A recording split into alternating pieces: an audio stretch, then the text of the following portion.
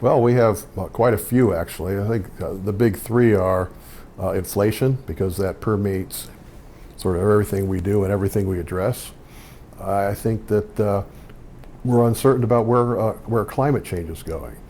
Certainly having record cat losses, and the trend is up, and we don't know if it's going to continue to go up or if it's going to flatten or go down.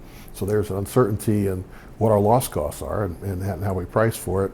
And of course, both of those impact the reinsurance market, which is, especially on the property side, is as tight and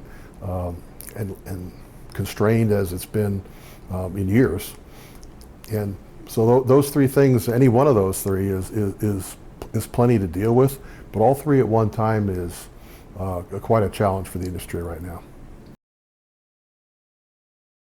Well, actually, better data and data management is essential for all three of them. And before you can solve a problem, you've got to know its dimensions, you've got to quantify how big is it, what's the trend, and then you have to be able to do that so when you take action, you know what actions you're taking and how you intend them to impact the drivers that you're looking for, as exhibited by the data. Then you need the data to see, are you getting the results you want?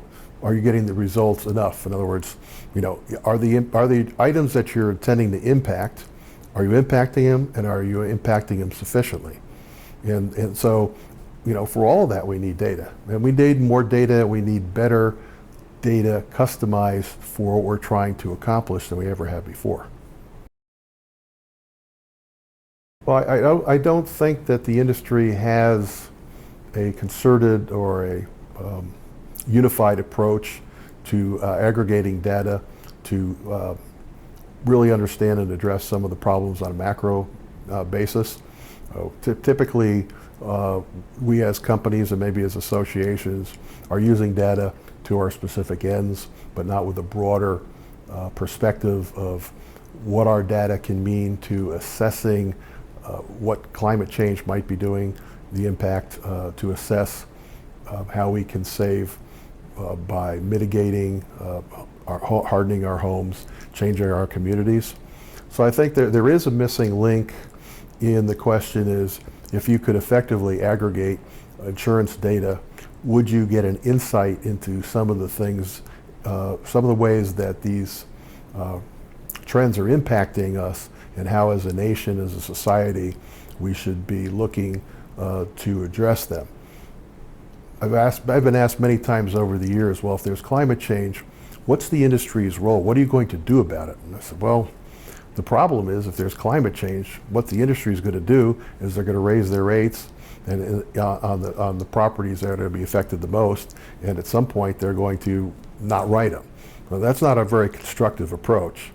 And if there is a role for the industry that would be constructive, I think it would be in finding some way to aggregate data in a meaningful way that is safe for our companies to contribute to and is used responsibly by society.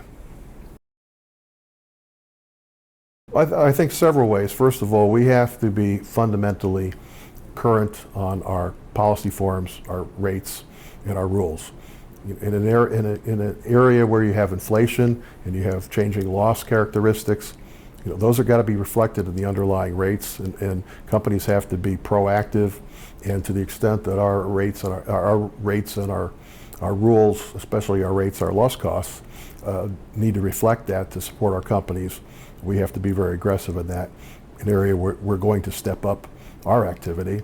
And on the form side, I think that's going to be an emerging issue.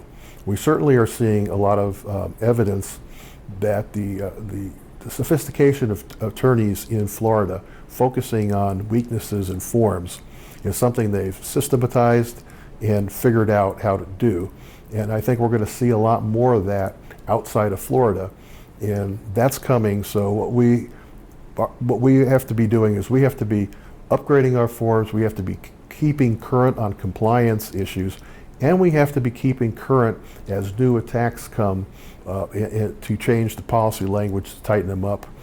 And finally, we have to be proactive with our members to assist them and encourage them to move up to the latest forms. Well, it's very positive. I mean, first of all, we're owned by our members. We're not for profit. You know, we exist because collectively our members believe that we can work together in some areas, policy forms, rates, rules, and maybe some other areas we haven't explored where they're not sources of competitive information, and we can make companies' performance better and we can make the industry better when we work collectively. And I think that I hope that we can find more areas where we can find common ground and say, you know, we can do this together. We can be a safe place to improve our industry. So my vision for AAIS is not only to deliver very strongly on our historic mission, our products and services, our forms, rates, and rules, but to look for areas where we can provide even more value to our members and future members.